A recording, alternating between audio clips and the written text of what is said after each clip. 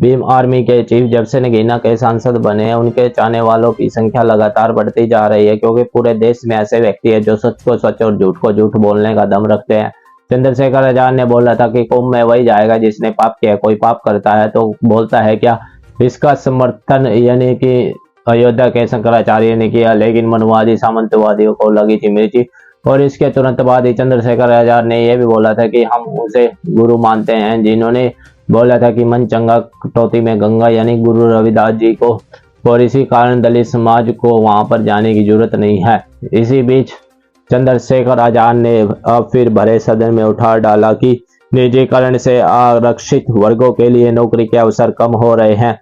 सरकार बताए कि राष्ट्रीय संपत्ति के बेचकर पूंजीपतियों का फायदा पहुंचाने की नीति कब बदलेंगे। जीडीपी का केवल 2.9 शिक्षा पर है और 1.98 स्वास्थ्य पर खर्च किया जा रहा है। शिक्षा और स्वास्थ्य बजट पर जीडीपी का कम से कम 6% पैसा खर्च होना चाहिए।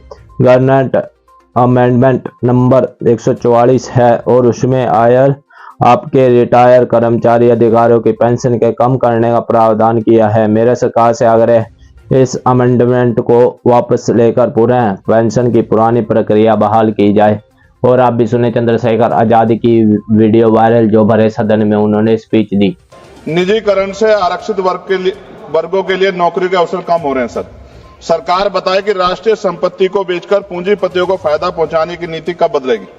जीडीपी का केवल 2.9% शिक्षा पर और 1.98% स्वास्थ्य पर खर्च किया जा रहा है। सरकारी अस्पतालों में डॉक्टर दवाइयां नहीं है।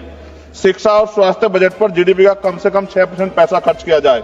जो गवर्नमेंट अमेंडमेंट नंबर 144 है, उसमें आपने रिटायर्ड कर्मचारी अधिकारियों की पेंशन को कम करने का प्रावधान किया है। मेरा सरकार से आग्रह, इस अमेंडमेंट को वापस लेकर पुनः पेंशन की पुरानी प्रक्रिया बहाल की जाए।